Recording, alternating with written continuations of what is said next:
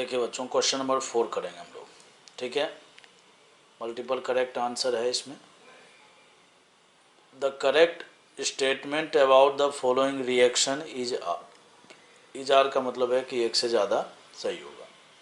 Cumene का molecular formula दे रखा है, लेकिन क्यूमीन का स्ट्रक्चर नहीं दिया है। तो सबसे पहला टेस्ट तो आपका यहीं पर हो गया। सबसे पहला टेस्ट आपका यहीं पर हो गया कि अब आपको क्यूमीन का स्ट्रक्चर पता है या नहीं है। अब बोलो सर नहीं पता है, तो नहीं पता है तो भाई ठीक है, निकल लो इधर से, और क्या, फिर बात ही ख़त्म हो गई। लेकिन कोई बात नहीं, मैंने लिख दिया है, यही है क्यूमीन। अब आपको पता है कि जब आप इस क्यूमीन का रिएक्शन करवाते हो O2 के साथ, तो ये O2 बेसिकली क्या होता है ना, ये जो CH बॉन्ड है इसके बीच में क्या होता है, इंसर्ट हो जाता है, इंसर्शन रिएक्शन करता है। ठीक है, इंसर्शन रिएक्शन करता है और एक पैरोक्सी लिंकेज बनाता है इस तरह से। ये भी आपको पता होगा, आपने पढ़ा होगा फिनॉल वाले चैप्टर में। फिर उसके बाद जब बच्चों इसका हम एसिडिक मीडियम में हाइड्रोलाइसिस करते हैं, तो वैसी स्थिति में सबसे पहला नंबर तो देखिए क्या होता है। ठीक है, सबसे पहला नंबर क्या है, ये जो H+ है इसके साथ ये H+ के साथ ये क्या करेगा, प्रोटोनेशन करेगा OH2+। फिर आपको पता है कि H2O एक बहुत बढ़िया गुड लिविंग ग्रुप है। ठीक है, तो ये क्या होगा, बॉन्ड यहाँ से टूटेगा। जैसे ही बॉन्ड टूटेगा तो पता है ये ऑक्सीजन, ये क्या हो जाएगा, इलेक्ट्रॉन डेफिशिएंट हो जाएगा, हाईली अनस्टेबल होगा। तो वैसी स्थिति में यहाँ पर एक रीअरेंजमेंट होता है, और उस रीअरेंजमेंट में क्या होता है बच्चों, ये वाला जो है ना, ये वाला, ठीक है, ये वाला जो फिनाइल रिंग है, ये फिनाइल रिंग इस ऑक्सीजन पर शिफ्ट हो जाता है। बोले तो यहाँ पर क्या हो जाता है, एक रीअरेंजमेंट हो जाता है। ठीक है, तो जैसे यहाँ पर रीअरेंजमेंट होगा तो फाइनली बच्चों यहाँ पर पॉजिटिव चार्ज, यहाँ पर O और उसके बाद pH हो गया।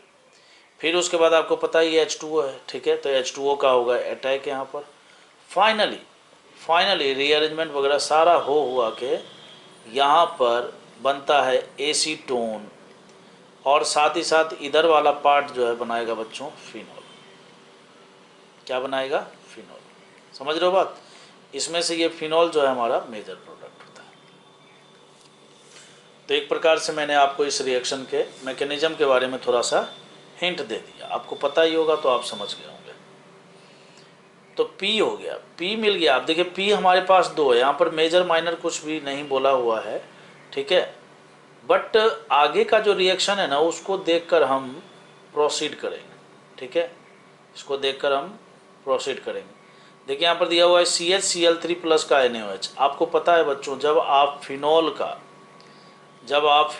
का ठीक है, फिनॉल का CHCl3, इसको क्लोरोफॉर्म भी बोलते हैं, और बेस के प्रेजेंस में रिएक्शन करवाते हैं, तो आपने पढ़ा होगा रीमर टीमर रिएक्शन।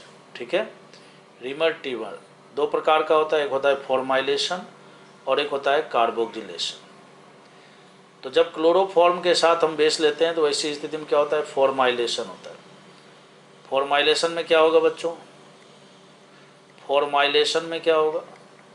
फॉर्माइलेशन में बेसिकली यहाँ पर CHO ऑर्थो पोजीशन पर, और इसके पैरा पोजीशन पर जो है CHO होगा। फॉर्मल्डिहाइड से बना है फॉर्माइलेशन, समझ रहे हो बात, ये फॉर्मल्डिहाइड लग जाएगा। तो ये हो गया, फॉर्माइलेशन हो गया। चलिए बहुत बढ़िया बात है।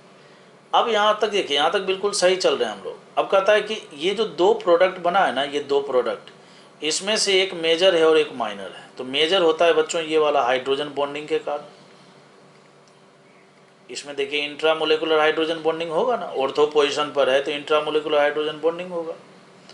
और इसमें कैसा बॉन्डिंग होगा, इंटरमोलेकुलर हाइड्रोजन बॉन्डिंग होगा। बच्चों 2 प्रकार के हाइड्रोजन बॉन्डिंग होते हैं, इंटरमोलेकुलर और दूसरा इंट्रामोलेकुलर। इंटरमोलेकुलर और इंट्रामोलेकुलर दोनों में से ज़्यादा स्ट्रेंथ वाला कौन सा होता है, ज़्यादा स्ट्रेंथ वाला, कहने का 2 मॉलिक्यूल्स के बीच में जो मतलब जो फोर्स ऑफ अट्रैक्शन होता है वो ज़्यादा किस में होता है, तो वो इंटरमोलेकुलर वाले में होता है। ठीक है, ये सब आप जानते होंगे। खैर, ये बात मैंने इसलिए भी बोला क्योंकि इसी पर एक ऑप्शन भी बनाया हुआ है इसमें, ठीक है। तो इसमें बच्चों इंट्रा मोलेकुलर मतलब विद इन द मोलेकुलर, और इसमें क्या है इंटर मोलेकुलर, दो मोलिक्यूल्स के बीच में, ठीक है।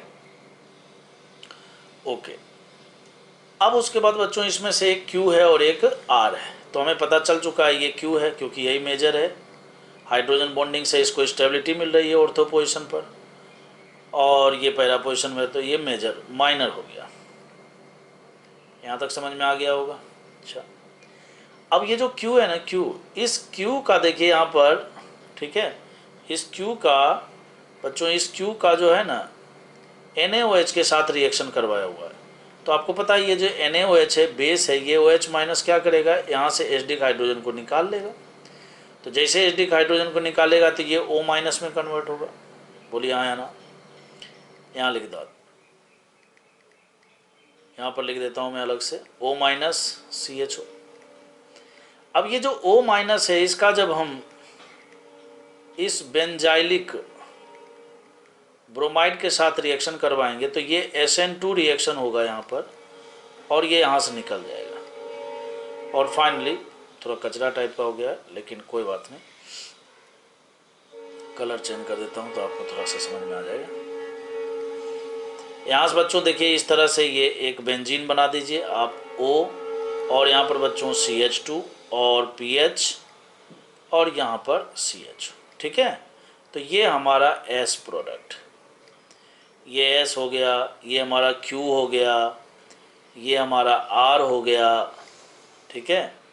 P कौन सा है, P हमारा ये है, और ये स्टार्टिंग में PQRS, इसी पर क्वेश्चन बनाया हुआ है, ठीक है। चलिए बहुत बढ़िया बात है। तो अब हम बढ़ते हैं आगे, ठीक, ऑप्शन पर आते हैं।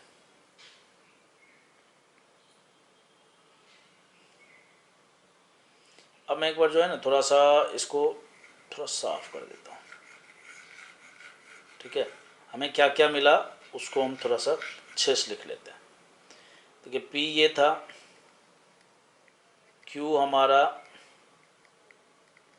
ये है, इसमें कोई शक की बात नहीं है। R हमारा ये है, ये R है बच्चों, ये Q है, और S हमें मिला अभी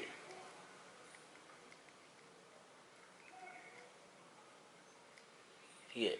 इस तरह से देखिए हमने सारे प्रोडक्ट लिख लिए, ये Q है, ये R है, और ये S, ठीक है। PQRS जो कुछ भी चाहिए था इस क्वेश्चन को सॉल्व करके वो सब हमने पता कर लिया। अब यहाँ से क्वेश्चन शुरू होता है। अभी तक तो क्या चल रहा था, अभी तक चल रहा था कि ये रिएक्शन करवाइए और रिएक्शन करवा के प्रोडक्ट को फाइंड कीजिए। तो बच्चों Q हो गया, ये R हो गया, और ये S हो गया, है ना, ठीक है। अब कहता है R इज स्टीम वोलाटाइल। अब इसमें आपको थोड़ा सा दिक्कत हुआ होगा, ठीक है। स्टीम वोलाटाइल का मतलब ये होता है बच्चों, ठीक है, कि जिसको डिस्टिलेशन करके अलग किया जा सके, ठीक है, डिस्टिलेशन करके अलग किया जा सके, उसको हम लोग बोलते हैं स्टीम वोलाटाइल। अब हमें कैसे पता लगेगा स्टीम वोलाटाइल है, देखिए बच्चों, अब यहाँ पर देखिए जो Q और R मिला था ना, Q और R दोनों देखिए सेम का सेम प्रोडक्ट, ठीक है, सेम टू सेम प्रोडक्ट है। एक में इंट्रामोलेकुलर हाइड्रोजन बॉन्डिंग है और एक में इंटरमोलेकुलर हाइड्रोजन बॉन्डिंग है।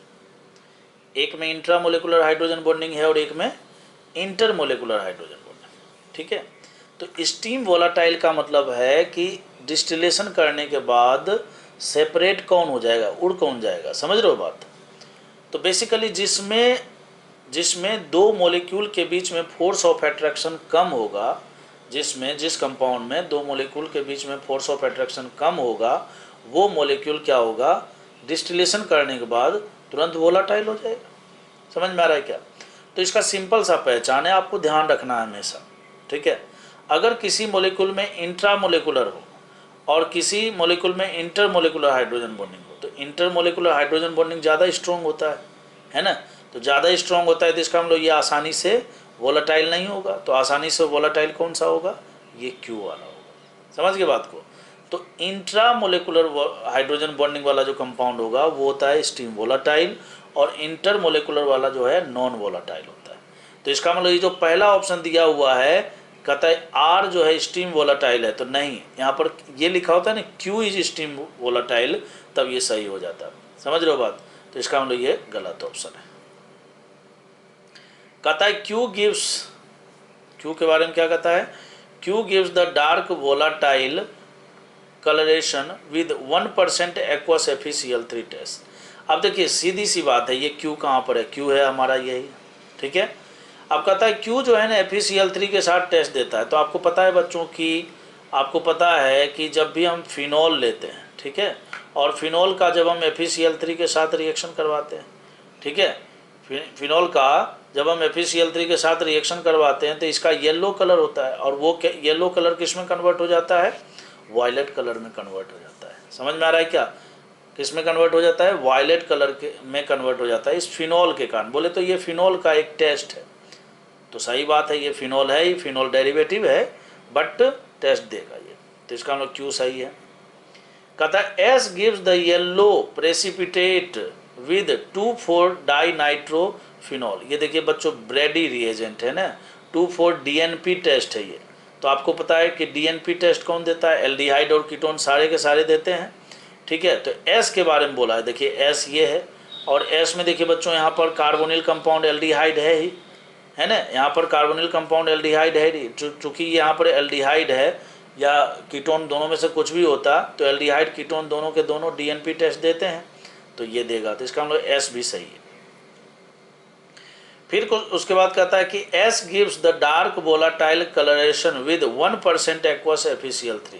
बच्चों एक्वस FeCl3 के साथ FeCl3 टेस्ट जो है कौन देता है, फिनॉल देता है। लेकिन क्या ये इस एस वाले में क्या कोई फिनॉल का लिंकेज हमें दिख रहा है, नहीं दिख रहा है, तो इसका हम लोग ये गलत ऑप्शन है, ठीक है। तो इन चारों ऑप्शन में से केवल बी और सी ही करेक्ट आंसर है। ए क्यों नहीं हुआ, ए इसलिए नहीं हुआ क्योंकि इसमें इंटरमोलेकुलर है, आर वाले में इंटरमोलेकुलर है। इंट्रामोलेकुलर हाइड्रोजन बॉन्डिंग वाला जो है वो क्या होता है, स्टीम वोलाटाइल होता है। समझ रहे हो ना बात को, ये क्या हो जाएगा, नॉन वोलाटाइल हो जाएगा, तो गलत हो गया। मैंने सारे ऑप्शन आपको समझा दिए हैं।